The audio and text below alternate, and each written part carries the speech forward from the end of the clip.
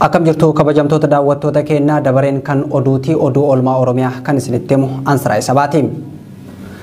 Namoota ajjeechaa artistii Haacaaluu Hundeessaa irratti kallattiin qooda fudhatan sadii keessaa lama to'annaa jala oolanii jiru jetti haati halangaa federaalaa Aadde Adaanech Abeebee. Namoota sadii ajjeechaa Haacaaluu irratti kallattiin hirmaatan jedhanii fi garee namoota kana duubaa qindeessan jedhamanis ifoomsaniiti jiru. Namoonni ajjeechaa Haacaaluu keessaa qooda qaban jedhaman lameenis Xilahuun Yaamii fi Abdii Alamaayyoo to'annaa jala oolu himaniiti jiru. Namni sadaffaan Kabbadaa Gammachuu jedhamu ammoo barbaadamaa jira jedhan Aadde Adaanech Abeebee. Akka haati halangaa federaalaa Aadde Adaanech Abeebee jedhanitti artistii Haacaaluu Hundeessaa rasaasaan dhukaasee kan ajjeese Xilahuun Yaamii nama jedhamu yoo ta'u magaalaa Finfinnee naannoo Galaan jiraata. Abdii Alamaayyoo fi Kabbadaa Gammachuu ammoo ajjeechaa kana keessaa kallattiin qooda qabu jedhame. Namoota sadeen garee Shanee jedhamu irraa ergama fudhatanii ajjeechaa kana raawwachiisus himaniiti jiru. Namoonni lamaan to'annaa jala oolanii wayita qorataman jecha kennanii yeroo garaagaraatti miseensota garee Shanee jedhamu kanaan wal arganii ajjeechaa kana raawwachuuf walii galuu isaanii himanii jiru jedhu Aadde Adaanech Abeebee. Namni isaan ajjeesan dursee akka itti hin himamnee fi maqaan tarreeffame akka kennamuuf qofa akka itti himame namoonni kunneen dubbatanii jiru jedhu Aadde Adaanech Abeebee. Artistii Haacaaluu Hundeessaa waxabajjii 29 bara 2020 konkolaataa isaa keessatti kan ajjeefame yoo ta'u ergasii hokkora uumame namoonni 239 ol yoo du'an 4,700 ol hidhamaniiti jiru. Mootummaan Itoophiyaa ajjeechaa artistii Haacaaluu Hundeessaa irratti raawwatame gara Oromootti naannessuun ammas diinummaa uummata Oromoo argisiisee jira jedhan rogeeyyiin. Ammas taanaan ajjeechaa raawwatameen qaama walabaatiin sirriitti yoo qoratame malee arras akkuma kaleessa ilmaan Oromoo dirqiin qeensa micciiranii soba akka dubbatu taasisuun biyyattii keessatti hammaateeti jira. Mootummaan Itoophiyaa ajjeechaa kana ilaalchisuun takka gara Maqaleetti yookaan ammoo gara Oromootti quba qabaa turuun isaas ni yaadatama.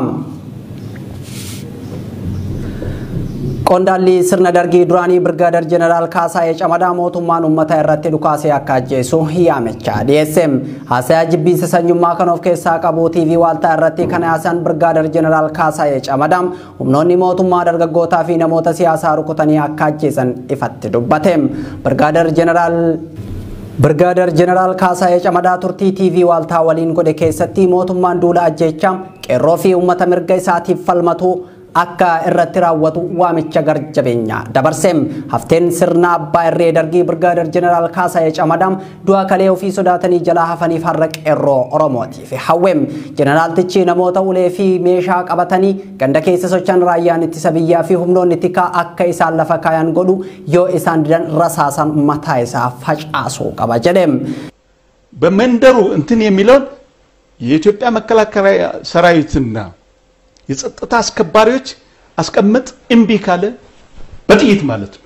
በቃ ጊዜው ጊዜ ያዋጅ ነው። ከኢትዮጵያ ወዲህ ምንም ነገር የለም።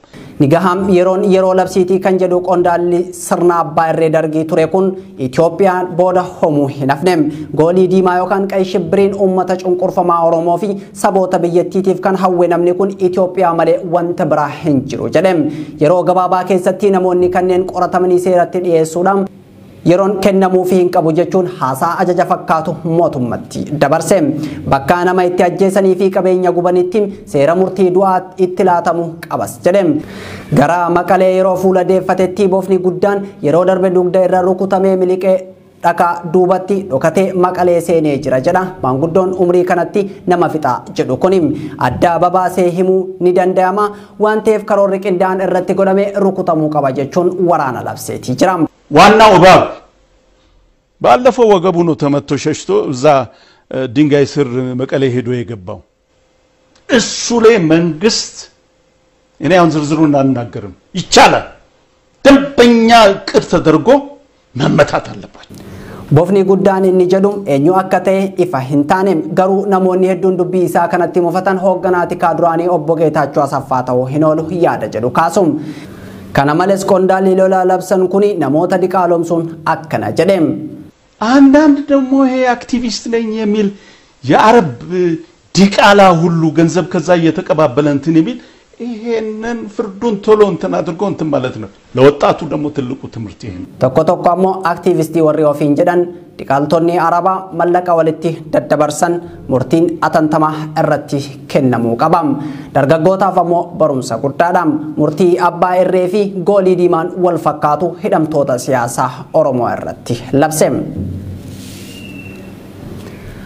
ajjecha gooticha sabaa artisti Haacaaluu Hundeessaa waliin wal qabate torbee tokkotti Oromiyaa keessaa namoonni 4700 ol hidhamu itti gaafatamaan pireesii sekreetaariyaatiin waajjira ministeera muummee obbo Nigisuu Xalahuun ibseem namoonni Oromiyaa keessaa hidhaman ajjeefamuu artisti Haacaaluu Hundeessaa wajjin wal qabachuun hokkora kaasaniin ta'uu kan dubbatu aangawaan paartii badhaadhinaa kun yakki isaanii qoratamaa jira jedham falma haqaa uummanni Oromoo biyya abbaa isaa irratti taasisaa jiru cinatti dhiisuun falmattoota mirgoo fi falman hidhaa kan jiru mootummaan Itoophiyaa uummatni haqaa ajjecha artisti Haacaaluu Hundeessaa qaama walabaan haa qoratamu jedhee sagalee dhageessaa jiru hidhaa reebaa qaama hir'isam rasaasaan dha'ee ajjeesaa jiram namoonni Oromiyaa keessatti hidhamanis kan qaamni mootummaa ibse kana dachaa akka ta'us dubbatamaa jiram guyyaa lama duram miidiyaaleen addunyaa kanneen akka Washington Post namoonni hidhaman 3500 ol ni ta'a yoo jedhu kanneen du'an 239 jedhee gabaasuun isaa ni yaadatama abbaan alangaa federaalaa adde Adaanech Abeebee dhimma kana irratti yaada kenniteen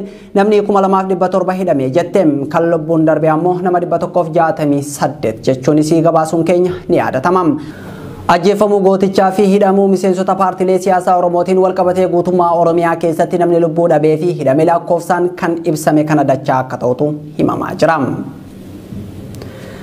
Mandii keessatti saba lagannaa gabaa sanbata boruu geggeeffamuuf deemu kanaaf humnoonni waraana mootummaa qeerroo mormii lagannaa qamaaf nama kakaasaa jedhaniin shakkan hidhatti guuraa jiraachuu jiraattonni BBS'tti himan. qophii qeerroon mandii mormii lagannaa gabaaf taasisaa jiru kanneen kutaalee Oromiyaa garagaraa wajjin wal fakkeenya kan qabu ta'uu fi qophichis hanga danda'ametti qophaa'amaa jira jedhan jiraatan magaalaa Mandii irraa yaada isaa BBS'if laateem dararaa hidhaa fi ajjechaa baroota hedduuf kan itti fufee raawwatamaa jiru yoo ta'u yeroo ammaa addatti qeerroo irratti xiyyeeffatanii akka bineensaatti adamsaa jiru jedham. Akka jiraatan kun jedhutti konkolaataan ambulaansii kan dubartoota ulfaatii fi dhukkubsattootaaf ramadamte hojii waraana mootummaa bakkaa bakkatti geessuu qofa hojjechaa jirti jedham. Humnoonni waraana mootummaa kanneen baadiyyaa keessatti qeerroo qabanii jilbiiffachiisuun rifeensa irraa haaduu reebuu fi hidhuun akkuma itti fufetti jiram. Dabalataanis namoonni 100 ol kaampii waraanaa kan naannoo Olonkoomii jirutti hidhamanii akka jiran jiraatan kun ni dubbatam. Kuni akkuma itti fufetti jira erga bara qabsoomti jalqabeeti kaasee kan takkaallee addaan hin dhaabbannedha nama doorsisuu uummata hiraarsu uummata dararuu akkasumas illee hidhuun akkuma itti fufetti jira. Yeroo ammaa kanatti immoo haala addaadhaan kan yeroo ammaa kanatti akka bineensaatti kan dargaggoonni akkasumas illee qeerroon uummata kan adamfamee dhabanii akkasumas humni waraanaa illee hedduudha gaa uummata baay'ina uummataa ol kan ta'udha kan biidha kan bulee kee ijaaramaa deemu kan uummati hidhamaa jiru kan uummati dararamaa jiru haalli isaa ulfaataa keessa jira. Eeyyeen jira kun wanta baratamedha wanta kaleessa dheengadda waggaata darbees turedha yeroo ammaa kanatti uummati baay'ee dararaa haala ulfaataa keessa jira ambulaansiin kulla guyyaadhaan kallattiin waraana duwwaadha kan isheen guuraa uummati gandoota baadiyyaa keessatti illee namoota qeerroo qabanii mataarraa aduu jilbeenfachiisuu hidhuu akkasumas illee hiraarsuudha kan odeeffannoo qabatamaa qabu. Namoonni hidhaman kunis gandoota akka Geeboo, Karrawaayyuu fi magaalaa Mandii keessa akka ta'e BBS'tti himee jira. Dabaluunis jiraataan kun akka jedhutti motorsaayikilii fi baajajoonni nama deddeebisanis baay'een guuramanii hidhamuu fi dhukkubsattoonni naannawa baadiyyaa Mandii irraa wallaansa fayyaa akka hin arganneef dhiibbaan nurratti godhamaa jiras jedhe. Godina Harargee Lixaa aanaa Bokee keessatti namoonni lagannaa gabaa sanbata boruutiif taasifamaa jiru danquuf doorsifni hammaatee jira jedhu.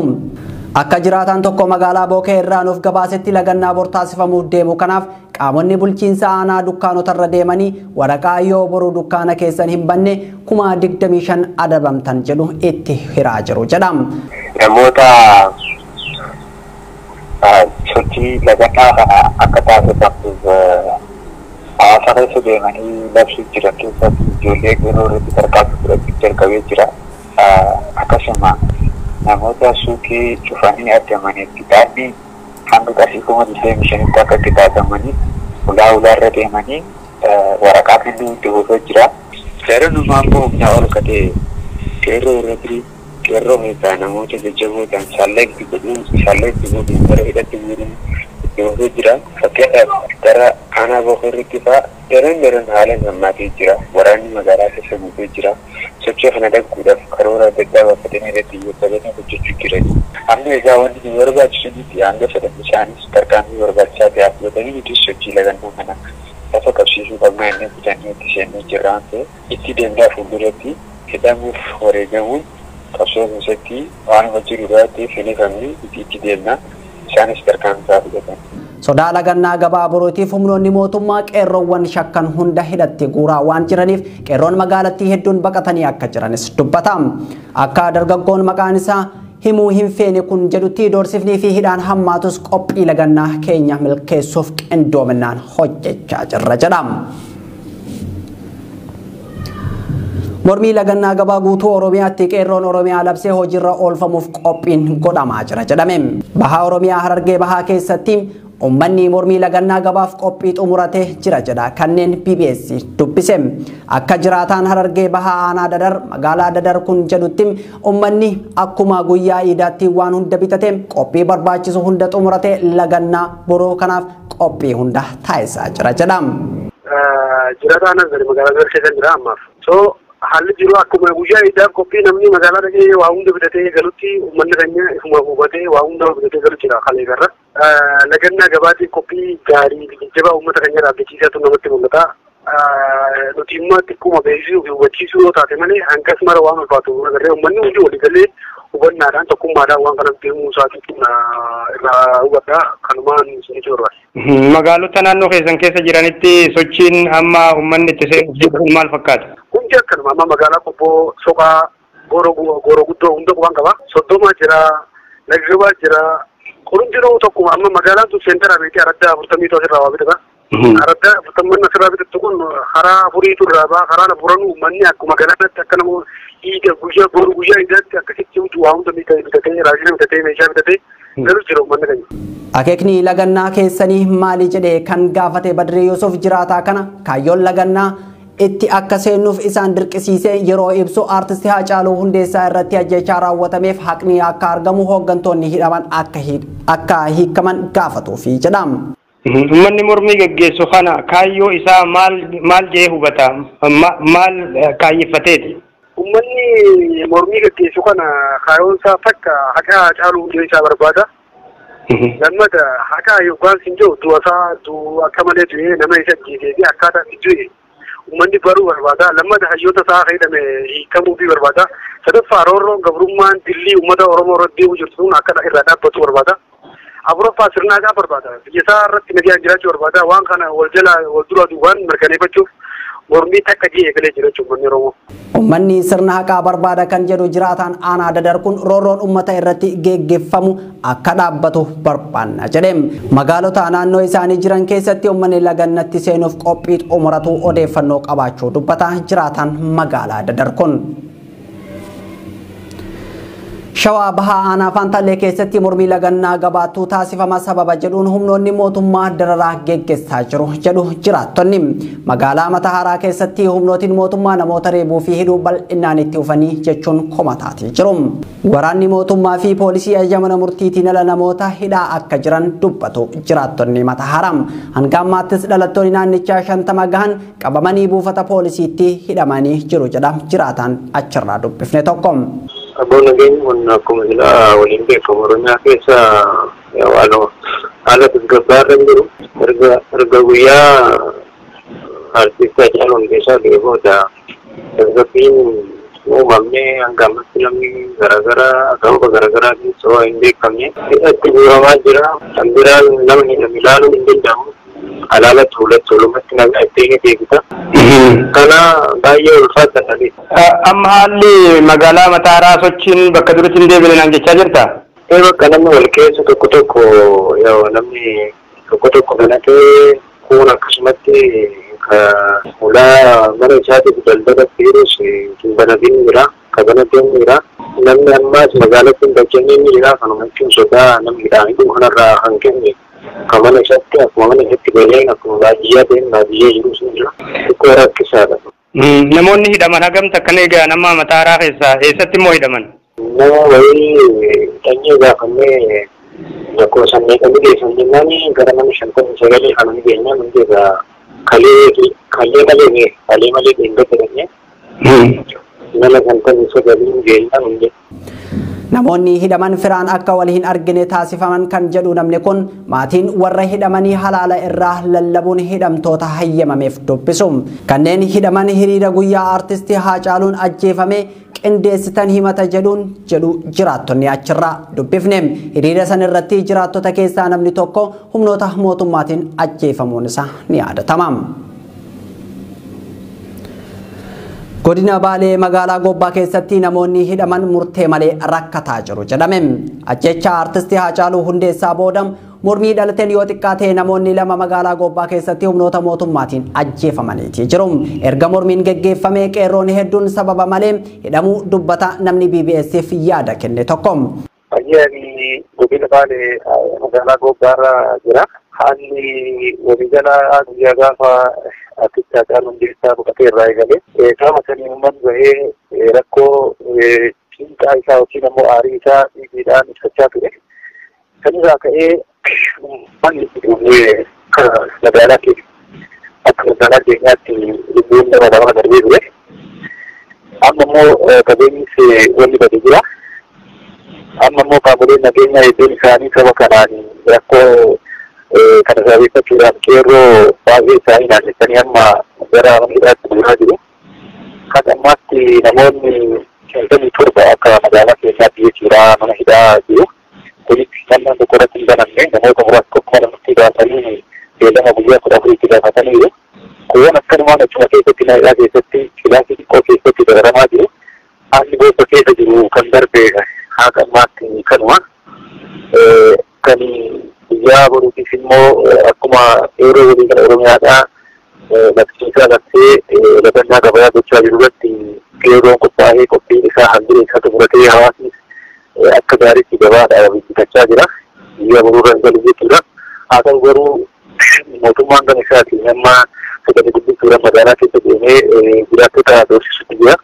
Namoonni boruurra magaalaa keessan yookiin ammoo geejjiba keessan yookiin dunkaana daldalaa keessan cuftan hoteela keessan keessan tarkaanfii jira fudhatamaa hiriira jedhan hin jiru sobatanii uummatatti isaati ammaa kana sagalee guddisuudhaan magaalaa keessa deemanii barbaadu jechuudha. Namoonni hidhaman sun yeroo ammaa eessatti hidhaman buufata poolisiiti moo mana hidhaa guddichatti dabarfaman?